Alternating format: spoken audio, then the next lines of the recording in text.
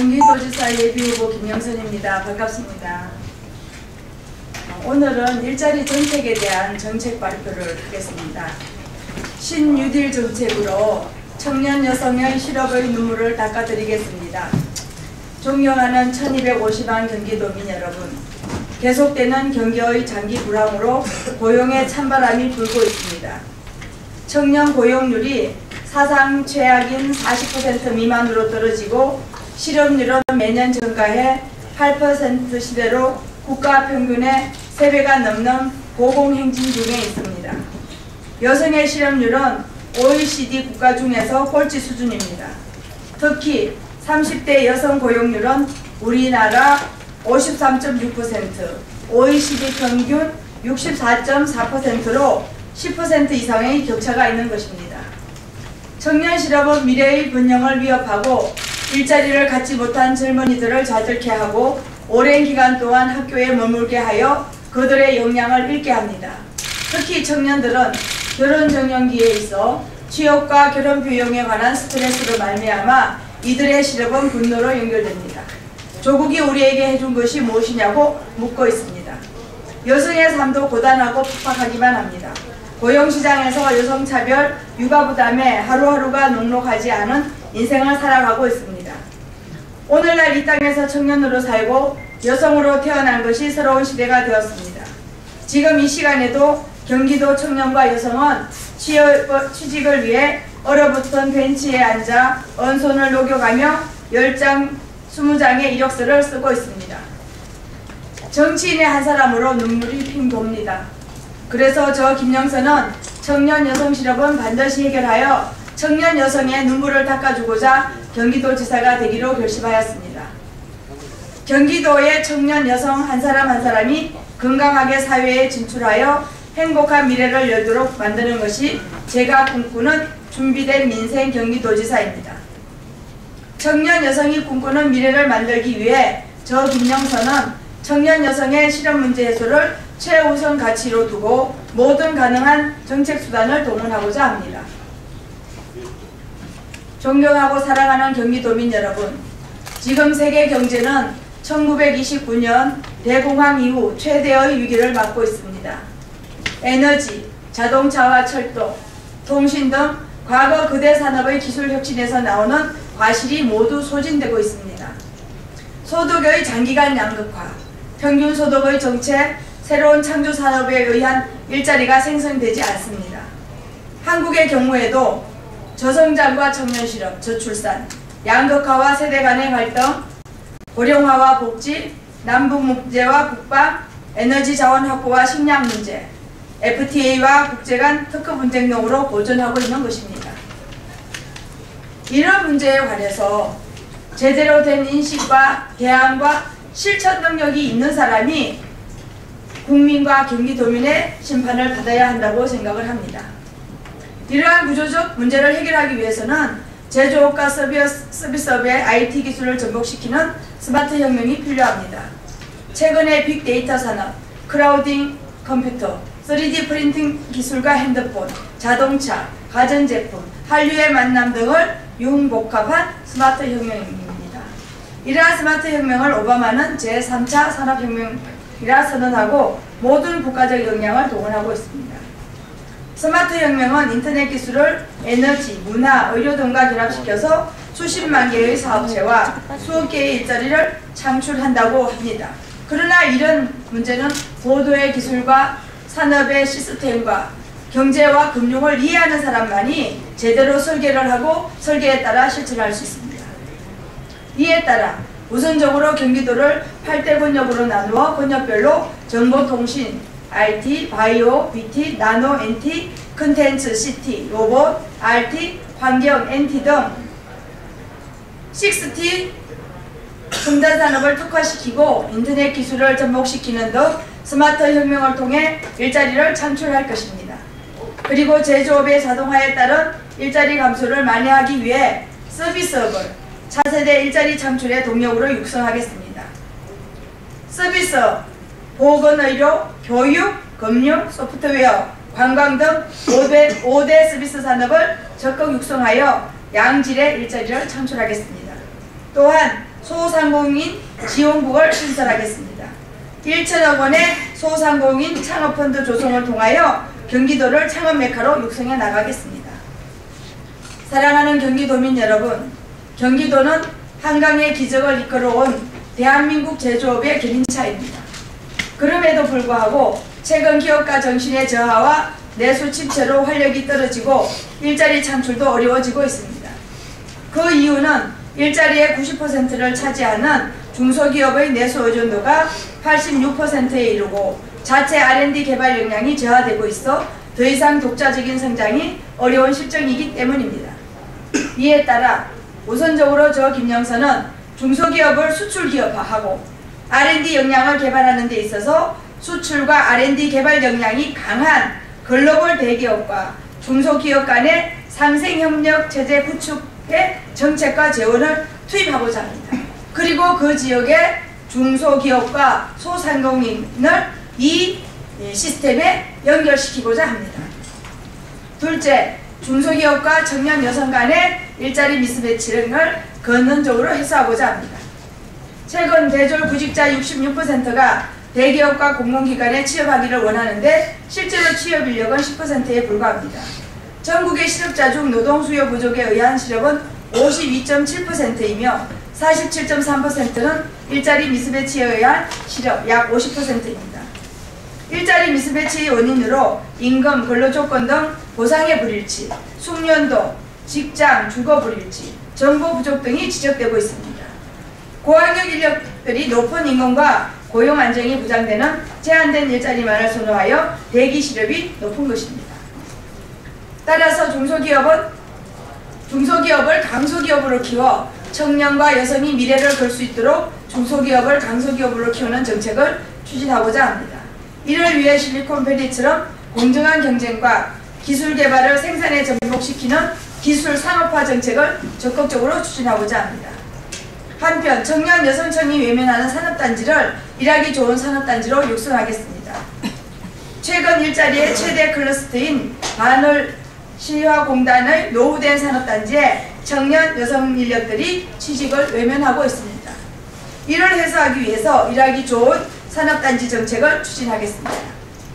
일하기 좋은 산업단지 정책, 8번역으로의 산업단지 정책, 이것이 제 정책의 핵심입니다.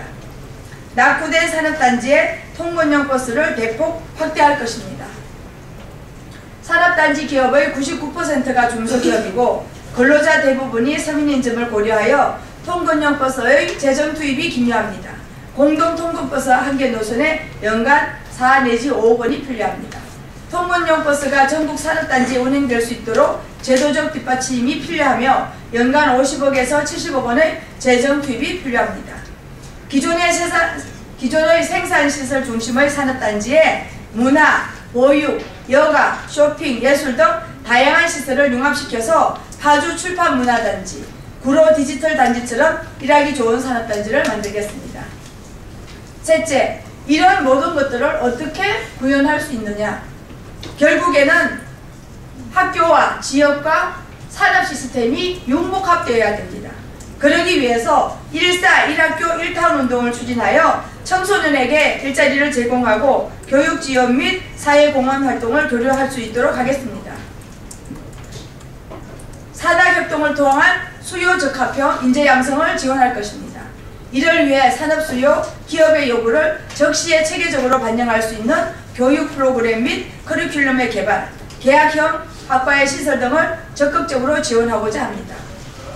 이제껏 제가 지적한 문제들 종합적으로 해결하기 위해서는 경기도를 8개 권역으로 첨단 산업화하고 그 속에서도 세분화하여 1사 1학교 1타운 체제를 만들지 않으면 이런 복합적인 산업과 경제와 교육과 생활의 수요를 이뤄낼 수가 없습니다. 이렇게 구체적이고 복합적이며 체계적인 설계도와 실천 능력이 있는 사람만이 경기도정을 맡을 수 있습니다. 아무 준비도 되어 있지 않아 떠밀려서 나온 사람, 오로지 정치만을 위해서 나온 사람으로서는 복잡다단한 경기도정을 맡아서 운영할 수가 없다고 생각을 합니다. 1사 1학교 1타운은 55세에서 75세 사이의 장년분들을 1사 1학교 1타운의 시니어 멘토단으로 구성하겠습니다. 이분들이 학생들의 진로교육, 실습과 여성들의 진로 개척 상담, 장년들의 생애 새로 설계하기를 전문적으로 도울 것입니다. 그래서 청년 여성 시니어청에 새로운 일자리를 창출하겠습니다. 그리고 청년 여성 시니어청이 서로 돕는 생애 프로그램을 새로 만들겠습니다. 산모자 인생 설계를 만들겠습니다. 존경하는 경기도민 여러분, 경기도에는 공공부문, 산업단지, 인류기업, 중소기업 등 전국에서 제일 일자리가 많습니다. 그럼에도 불구하고 서울시 등 타 지역의 학교 졸업생들이 일자리를 잠식하여 경기도는 전국 평균보다 실업률이 높은 실정입니다. 이를 해소하기 위해서 우선적으로 도지사 직속으로 청년 여성 일자리 뉴딜 정책센터를 설치하여 특단의 대책을 추진하겠습니다. 경기도 및 공기업과 산하단체의 신규 채용 인력부터 30%의 경기도 지역인재 할당제를 실시하고 이를 토대로 민간기업도 적용하도록 지속적으로 협의하겠습니다. 이 30% 경기도 지역인재 할당제는 제가 제안하고 구상하는 경기도 8권역 특성화 첨단산업화와 1사 1학교 1타운 제도와 함께 어우러지지 않으면 공연불에 불과한 형식만의 정책에 불과합니다. 이렇게 산업과 지역과 학교 체제가 지원하는 뒤에서 30% 경기도 지역인재 할당제가 가능합니다. 둘째, 경기도 모든 시군구에 스마트워크센터, 일자리, 취업, 창업지원시설, 직업교육훈련 및 보육시설 등을 종합세트로 새로 일하기 센터를 구축하여 일자리 창출의 요람으로 만들겠습니다. 이를 통하여 1인 창업, 취업의 지원, 체계적인 직업교육 실시, 보육시설 유치 등을 통한 워킹맘과 청년들의 마음이 편한 경기도를 만들겠습니다. 셋째, 경기도 및 26개 공공기관 31개 시군의 시간제 적합 신규 업무 발굴을 통한 수천 명의 시간제 공무원의 채용을 확대하겠습니다. 일반직 직원이 담당하던 시간제 적합 업무 1명의 자리에 대해서 시간제 공무원 2명을 채용하여 일자리 나누기 1명이 1+1로 되는 정책을 추진할 것입니다. 넷째, 경기도 관내의 읍면동 주민자치센터를 복지허브화하여 청년 여성의 일자리를 대대적으로 창조하겠습니다. 기존 주민자치센터에서 복지 기능의 원활한 수행을 위해서는 11만 명의 복지 전담 인원이 필요합니다. 이것은 읍면동 3,542개 곱하기 31개 시군 31개입니다. 복지 인력의 채용은 전문성에 따라 초급, 중급, 고급으로 나누어 채용하고자 합니다. 초급 1년 단위는 주 3일 근무 요원으로 봉사활동 수준의 초보복지를 수행하고 월 60만원 정도를 예상하고 있습니다. 중급은 2년 단위로 상시 근무하는 인력으로 복지 업무를 학습하면서 복지 서비스를 수행하고 월 100만원 정도를 예상하고 있습니다. 중급 이소 시 사회복지사 2급을 취득하도록 합니다. 2년 근무 시 사회복지사 2급 자격증을 부여하고 대학 졸업자의 경우 학점은행제를 통해 14과목만 수강하고 이수하면 시험 없이 취득할 수 있습니다. 고급 인력은 일반 복지 행정가 수준의 실력을 갖추고 복지 서비스를 수행하여 주민자치센터에서 채용 혹은 복지 관련 사회적 기업에 취업 알선을 합니다.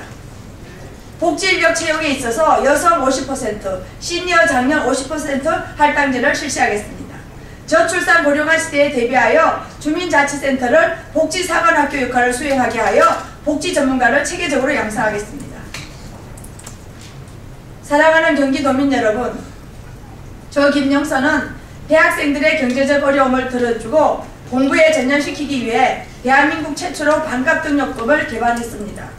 여성의 사회 참여를 독려하기 위해서 정당 고초 시 여성 비율 30%, 국회의원과 강력의원, 기초의원의 비례대표 50% 여성 할당제를 입법화해서 관철시켰습니다. 그리고 18대에는 국회의원 공약 이행률 수도권 1위와 전국 2위를 기록했습니다. 사랑하는 국민 여러분, 유권자 여러분, 기자 여러분, 이제 대한민국뿐만 아니라 경기도가 제가 말한 것과 같은 복합적이고 첨단적인 산업, 행정, 복지로 차원을 달리하지 않으면 안 됩니다. 이런 부분에 관해서는 꾸준히 생각하고 많은 아이디어를 가지고 있을 뿐 아니라 정말 결사항쟁하는 심정으로 추진하는 사람만이 도정을 맡을 수 있습니다. 저는 국회의원이 된 이래로 저 자신을 얘기한 적이 없습니다. 이 나라에 도움되는 민생 정책을 추진해왔고 이 나라에 꼭 되어야 되는 것과 꼭 해서는 안 되는 것, 예를 들면 국회를 무능화시키는 국회 선진화법을 강력 반대했습니다. 지금 국회가 무능화되고 있습니다. 상임위원회에서 조그마한 이견이 있어도 법사위나 본회의에 갈 수가 없습니다. 그리고 법이 통과되려면, 반대가 있는 법이 통과되려면 헌법 수준의 찬성이 있지 않으면 통과되지 않습니다. 국회가 무력화되고 무능화되고 있습니다. 이런 마당에 아무런 내용도 없고 아무런 실천 의지도 없고 아무런 적극성도 없고 아무런 중심도 없고 기준도 없는 사람들이 또 지방자치를 정치화한다면 대한민국에 무슨 희망이 있겠습니까? 대한민국의 뚝이 뚫린 것을 마지막으로 제가 지켜낸다는 심정으로 천년 만에 나타난 경기도지사 예비후보입니다. 저에게 많은 관심과 지원을 부탁드립니다. 설령 저를 지원하지 않더라도 제가 제안하는 정책을 잘 들여다봐 주시고 이런 수준으로는 최소한 지방자치가 이루어져야 된다라는 공감대가 형성되기를 간절히 기원합니다. 이상으로 기자회견을 마치겠습니다. 감사합니다. 여기 단상에 썼으니까 어제 그제 경기도의회에서 김상곤 예비후보 출마 선언 기자회견 때 있었던 얘기를 간략하게 말씀드리겠습니다. 제가 10시 반에 경기도의 8대 특성화 번역별 산업정책과 교통혁명, 1시간대 교통혁명을 기자회견하기 위해서 대기 중이었습니다. 이미 10시 반이 넘은 상태에서 경기도의회 좁은 공간이 덩치가 아주 큰 사람들로 꽉 채워 있었기 때문에 저는 준비를 하려고 들어갔습니다. 김상곤 도지사 예비후보가 기자분들에게 출마 선언문을 낭독을 하고 질문이 있습니까? 이렇게 질문을 했습니다. 그랬더니 처음에 기자분들이 생각을 하셔서 그런지 정적이 흘렀습니다. 그래서 제가 김상곤 도지사 예비후보가 혁신 교육을 내세우는 교육감 출신이기 때문에 질문을 하면은 학생들이 질문하는 것과 같이 재밌게 받아들여 줄 수도 있겠다 싶어서 질문 있습니다. 질문해도 되겠습니까? 이렇게 물었습니다. 그랬더니 김상곤 도지사, 교육감과 도지사 예비후보가 돼서 헷갈리는데요. 도지사 예비후보께서 기자분들 얘기를 좀 듣고 하라는 그런 취지의 이렇게 표정과 이렇게 몸짓을 했기 때문에 저는 꼭 해도 되고 안 해도 되기 때문에 이제 기다렸습니다. 기다렸는데 이제 또 이제 몇 분들이 이제 구체적으로 경선룰이 어떻게 되느냐, 경선룰이 불리하면은 독자적으로 무소속 출마를 하느냐 그런 질문이 있고 나서는 질문이 없었어요. 그래서 저는 출마 기자회견이라는 거는 국민들에게 많이 알리기 위한 거 아닙니까? 그래서 그렇지만 또 질문을 허용하지 않을 수도 있어서 제가 질문해도 되겠습니까? 이렇게 물었습니다. 영상이 다 있습니다. 영상대로 보시면 알 수 있어요. 그랬더니 갑자기 덩치가 제 2배쯤 되시는 분들이 저를 막 앞뒤로 에워싸서 제가 큰 덩치 속에 그냥 폭 파였습니다. 이제 그러니까 좀 김상곤 도지사 예비후보께서 나가면서 이제 덩치들이 저를 꽉 에워싸고 있으니까 그 약간 밀치고 저한테 다가와서 이제 그런 상황에 대해서 좀 미안하다고 생각을 하셨는지 저보고 미안하다고 그러고 가셨어요. 그래서 저는 질문할 수 있습니까? 그렇게 물었는데 그런 상황이 됐기 때문에 그 부분에 관한 그런 답답한 상황, 꼭 끼인 상황이 돼서 질문을 못했습니다. 가셨기 때문에 이제 원래는 무슨 질문을 했냐면은 지방자치법에 의하면 10일 전에 통보를 해야 되는데 그 10일 전에 통보를 안 해서 공직자 사퇴 시한을 넘겼다. 그런데 부득이한 경우에는 시한을 넘길 수 있다고 얘기를 하는데 부득이한 경우는 천재지변이거나 이에 준하는 경우다. 그렇기 때문에 객관적이거나 사회적인 사유가 부득이한 경우이지 개인적인 사유는 부득이한 경우가 아니다.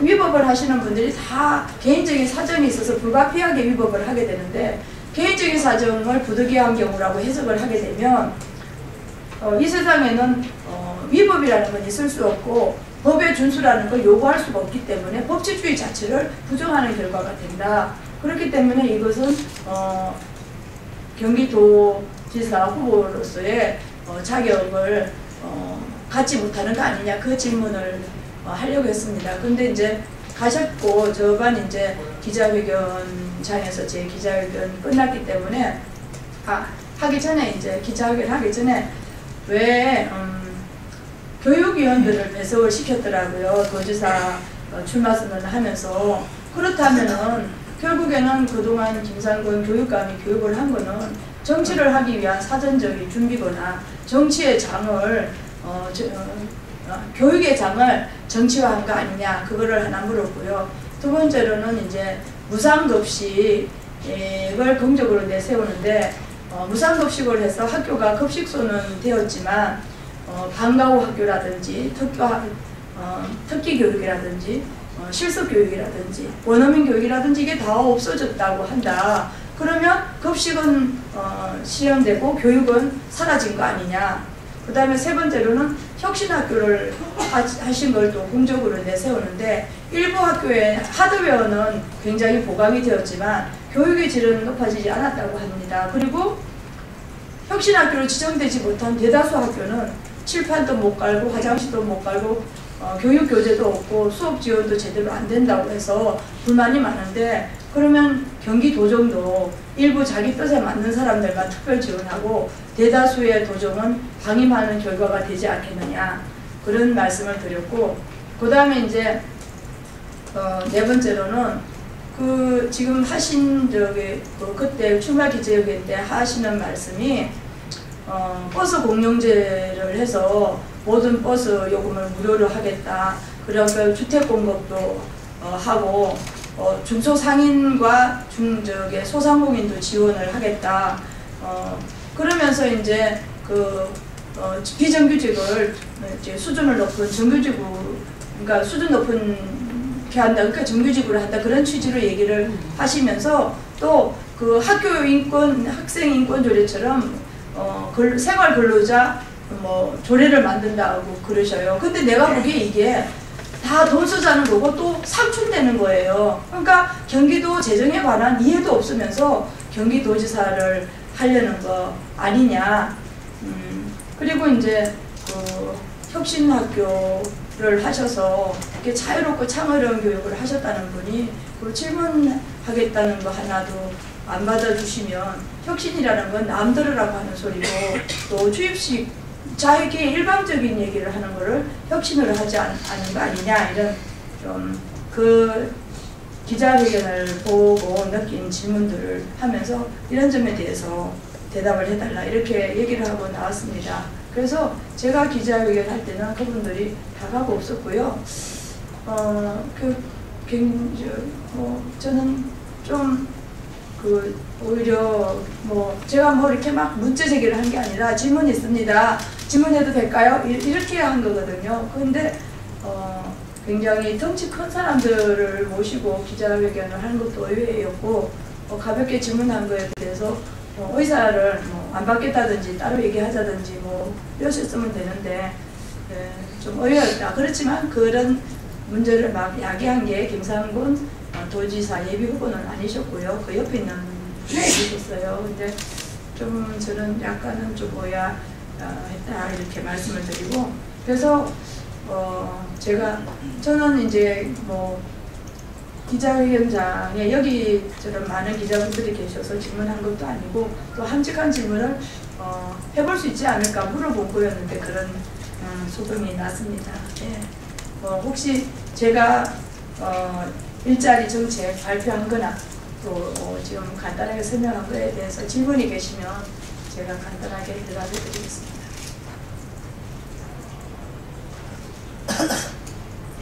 지금 대한민국이나 경기도나 질적으로 첨단 산업 중심으로 굉장히 디테일한 것들을 이해를 하면서 산업 구조와 인생 프로그램 구조와 복지 체계와 교육 체계를 바꿔줘야 됩니다. 그것에 대해서 오랫동안 관심을 갖고 아주 구체적인 것까지도 준비되어 있지 않으면 말뿐인 지방자치가 되기가 쉽습니다. 그래서 제가 이렇게 앞으로도 제가 통일 정책이라든지 또 여러 가지 문제에 관해서 정책 발표를 하는데 이 정도 수준은 돼 있어야 된다라고 해서 발표를 하고 있습니다. 질문 없으세요? 많은 관심 가져주시고요. 네, 수고하세요. 감사합니다.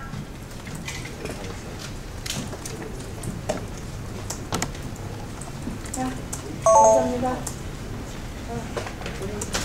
안녕하세요. 감사합니다. 네, 감사합니다. 감사합니다. 네. 안녕하세요. 감사합니다. 네, 감사합니다.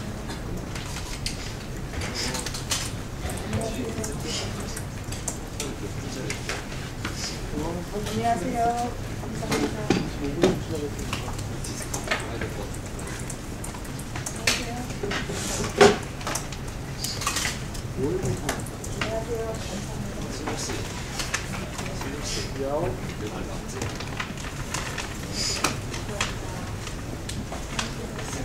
안녕하세요.